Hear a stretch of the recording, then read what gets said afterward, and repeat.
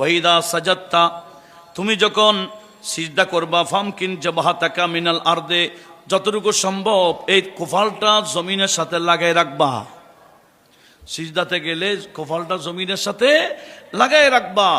ওয়াসুম আল্লায়ালিল বাইত, তুমি বিশেষ করে আইয়ামে বীজের রোজা রাখবা, প্রতি মাসের 13, 14, 15 তারিখ রোজা রাখবা।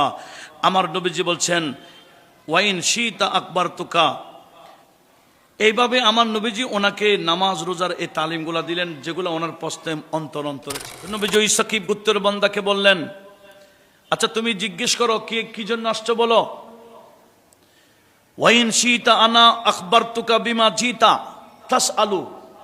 দেখেন নবীজি বলছেন তুমি কি জিজ্ঞেস করবে করো, অথবা তুমি যদি চাও তুমি কি জন্য আসছো, তোমার অন্তরে কি প্রশ্ন জেগেছে তুমি বলা ছাড়া আমি বলে দিতে পারি।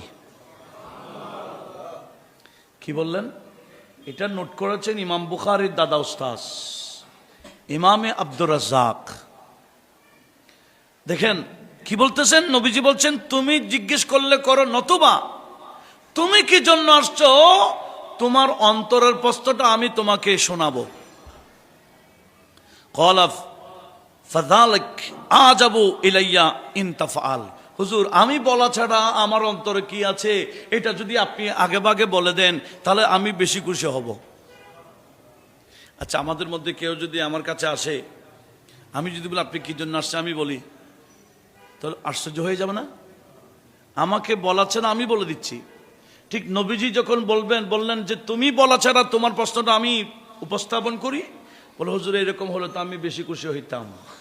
তখন নবীজি বলে ফকাল ফাইন্নাকা জিতা তাসাল, তুমি আসছো আমার কাছে প্রশ্ন করবার জন্য।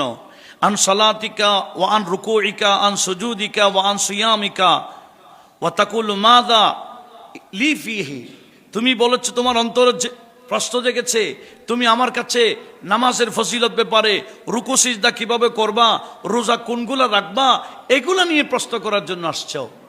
ওই সাহাবী অবাক, হুজুর হ্যাঁ আমি তো এগুলোই আপনার কাছে প্রশ্ন করতাম, কিন্তু আমি আপনাকে প্রশ্ন করার আগে আপনি কেমনে বললেন?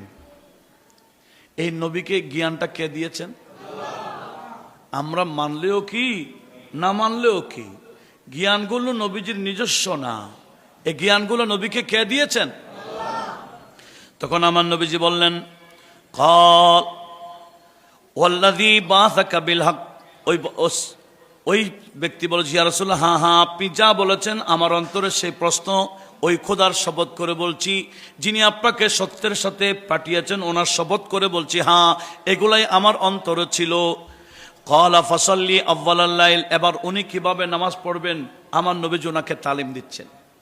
এ সাকিব গোত্রের মানুষ, তুমি রাতের প্রথম অংশ নামাজ পড়বা, ও আখিরাহু শেষ টাইমও নামাজ পড়বা, ওয়ানাম ওয়াসাতাহু রাতের মধ্যখানে ঘুমাইবা, রাতের শুরুতেও নামাজ পড়বা, শেষত তাহাজ্জুদ পড়বা, মধ্যখানে তুমি নামাজ পড়বা।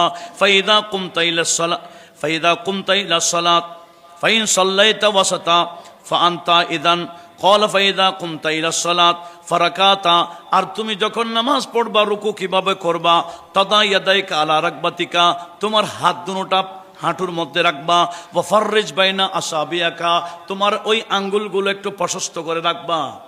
হাঁটু যখন ধরবা হাঁটুর মধ্যে তোমার আঙ্গুলগুলো প্রশস্ত করে দিবা।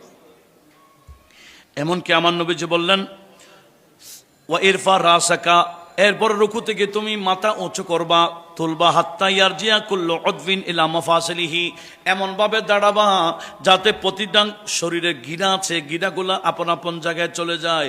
রুকু থেকে উঠে মাত্র তাড়াতাড়ি সিজদায় যাইও না, একটু অপেক্ষা করো যাতে শরীরের মাফাসিলগুলো গিরেগুলো আপন আপন জায়গায় ফিরে আসে।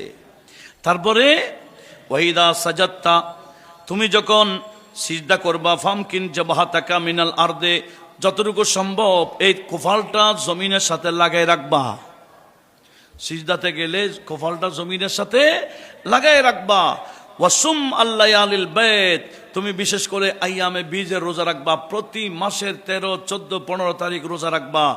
আমার নবীজি বলছেন ওয়াইন শীতা আকবার তুকা, এইভাবে আমার নবীজি ওনাকে নামাজ রোজার এই তালিমগুলা দিলেন যেগুলো ওনার প্রশ্নে অন্তরে ছিল।